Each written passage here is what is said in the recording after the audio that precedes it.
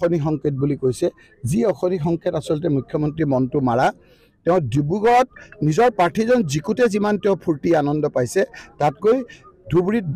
বদৰুদ্দিন ৰাজবল ডাঙৰীয়া হাৰোতে তেওঁৰ মেটি বেছি বেজাৰ বেছি বিষাদ সেইটোহে বদৰুদ্দিন ৰাজবল ডাঙৰীয়া হাৰাটোৱেই তেওঁৰ আচলতে অশনি সংকেত সেই অশনিটোৰ কাৰণেই তেওঁ আজি মনটো মাৰা আৰু সেইকাৰণে আজি মুখ্যমন্ত্ৰী ডাঙৰীয়াই আজি এটা কথা কালি এটা কথা তেওঁৰ কথাৰ লগত কোনো মোক এদিন হিৰো কৰিলে মই জানো যে তেওঁ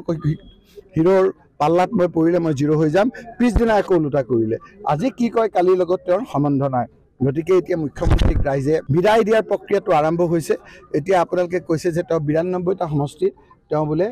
লিড পাইছে এই নিৰ্বাচনত এই যে ২৬ৰ নিৰ্বাচনত এই ৯২টো উল্টি 29 হ'ব আপোনালোকে চাই থাকক ক্ষমতাত থকাৰ কাৰণে অলপ ভোটত আমাৰ কিছু হাৰিছে তেওঁ যিদৰে ৰাজনীতি কৰিছে সেই ৰাজনীতিয়ে মানুহৰ মনবিলাক দূষিত কৰিছে প্ৰদূষিত কৰিছে আৰু সেইকাৰণে তেওঁক সকলো শ্ৰেণীৰ ৰাইজে তেওঁক এবাৰ ক্ষমতাৰ পৰা আঁতৰাব সেই কথাটো আজি স্পষ্ট হৈ গৈছে মই এটা কথা আপোনালোকক ক'ব বিচাৰিছোঁ যে অলপ আগতে মন্দিৰত এটা প্ৰেছে আমাক সুধিছিল যে এজন লোকে মোৰ কথা কৈছিল যে এইকেইটা কাম কৰিলে মোৰ পক্ষে আহিব মোক কোনো তেওঁৰ পক্ষৰ প্ৰয়োজন নাই মই স্পষ্টকৈ কৈছোঁ কোনো পক্ষৰ প্ৰয়োজন নাই কিন্তু তেওঁৰ তালিকা তেওঁৰ লগতে থাকক সেই কামবিলাকো মই কৰিব লাগিব মোৰ দায়িত্ব মই এতিয়া এই লোকসকলৰ নিৰ্বাচিত প্ৰতিনিধি তেওঁ কোৱা নোকোৱাৰ লগত কোনো আপোনাৰ সম্বন্ধ নাই কিন্তু তেওঁ স্পষ্টভাৱে কৈছোঁ যে তেওঁ এতিয়া মোক তেল মাৰিবলৈ নালাগে তেওঁৰ নিজৰ মতে চলক মুখ্যমন্ত্ৰীৰ কথা মতে উদ্ভৱ কৰক তেওঁ কোৱা নকওক এই কামবিলাক মই কৰিমেই আৰু তেওঁৰ মোক কোনো ধৰণৰ ইনডাইৰেক্ট ডাইৰেক্ট সমৰ্থনৰ প্ৰয়োজন নাই মুখ্যমন্ত্ৰী এই ৪০০টো কি হ'ল এইটোতো সোধা নাই বোধহয় আপোনালোকে এই যে প্ৰেছক ব্যৱহাৰ কৰি এক্সিট পোল ব্যৱহাৰ কৰি পইচা খৰচ কৰি বিভিন্ন ধৰণৰ আপোনাৰ অপপ্ৰয়োগ কৰি ৪০০ পাম বুলি কৈছিল সেইটোতো তেওঁক কোনেও নুসুধে আপুনি মোকতো আজি সুধি দিলে তেওঁকতো সুধিলে ক'ব কোন চেনেলৰ মই চেনেলৰ মালিকক কমপ্লেইন দিম তোমাক বন্ধ আঁতৰাই দিবৰ কাৰণে তোমাৰ ৪০০টো কি হ'ল ৪০০টো যে আহি ২০০ পালেহি সেইটো কি হ'ল প্ৰথমে সেই কথাখিনি উত্তৰ দিয়ক তেওঁৰ জালত এতিয়া কেলৈ পৰিম তেওঁ কোৱা নাছিল জানো ৪০০ পাম বুলি এতিয়া ৪০০ পালে নেকি তেওঁ এতিয়া কিমান পালে আমাৰ ইয়াত কিমানটা পাম বুলি কৈছিল ১৪টা পাম বুলি কৈছিল চাওক আপুনি হয়নে নহয় কেইটা পালে জোৰ জবৰদস্তি এটা আপোনাৰ কৰিমগঞ্জত আপোনাৰ জিকিছে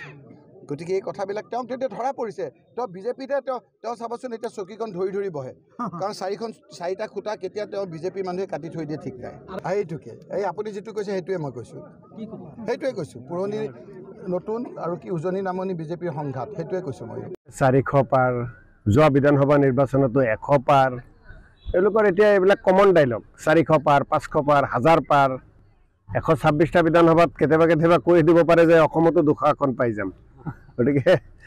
এইবোৰ কথা তেওঁলোকে কৈ থাকিব ৰাইজে ইতিমধ্যে ইংগিত বিজেপিক দি দিছে ২৬ত বিজেপিৰ পক্ষত অসমৰ ৰাইজ নাথাকে এজিপিৰ পক্ষত নাথাকে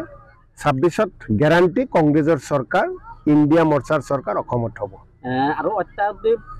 অত্যাৱশ্যকীয় সামগ্ৰীৰ অত্যাধিক মূল্যবৃদ্ধি বিজেপিয়ে ভাৰতৰ ৰাইজৰ অসমৰ ৰাইজৰ ভোট লৈছিল কেইটামান মূল শ্লোগান দি তাৰে অন্যতম এটা আছিল মূল্যবৃদ্ধি ৰোধ কৰিম মূল্যবৃদ্ধি আজিৰ তাৰিখত কিবা কমিছে নেকি কংগ্ৰেছৰ চৰকাৰৰ দিনত যিমান মূল্য আছিল তাতকৈ সকলো বয় বস্তুৰ কি খোৱা কি পিন্ধা কি এগ্ৰিকালচাৰৰ লগত জড়িত কি স্বাস্থ্যজনিতৰ লগত জড়িত দৰৱ ঔষধ সকলোতে আপুনি য'তেই গৈছে মূল্য বৃদ্ধি পাইছে এতিয়াতো শাক পাচলি বা বিভিন্ন ক্ষেত্ৰত বাতৰি আপোনালোকে পৰিৱেশন কৰি আছে কেইবাদিন ধৰি গতিকে এই চৰকাৰখনে কেৱল পুঁজিপতিৰ কথা চিন্তা কৰে এই চৰকাৰখনে আম্বানী আদানীৰ কথা চিন্তা কৰে আম্বানীয়ে চাবচোন হাজাৰ কোটি টকা খৰচ কৰি নিজৰ ল'ৰাৰ বিয়া পাতি আছে অথচ এইখন দেশতে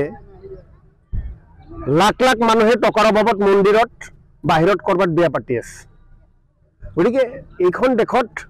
বিজেপিৰ কথা তেওঁলোকে মাত্ৰ কেইজনমানৰহে চিন্তা কৰে কিন্তু আমি কংগ্ৰেছ দলে কোটি ভাৰতীয় মানুহৰ কথা চিন্তা কৰা যায় কংগ্ৰেছ দলে কোটি ভাৰতীয় মানুহৰ পক্ষত আছে গতিকে এই কথাবিলাক ভাৰতৰ ৰাইজে অসমৰ ৰাইজে বুজি পাইছে আহি থকা সময় সমগ্ৰ ভাৰতবৰ্ষৰ লগতে অসমতো বিজেপিৰ কতো ভাল ফলাফল নহয় এই বেয়া হ'ব ধৰিছে যে এই বেয়া হৈ থাকিব আৰু এটা সময়ত নোহোৱা হৈ যাব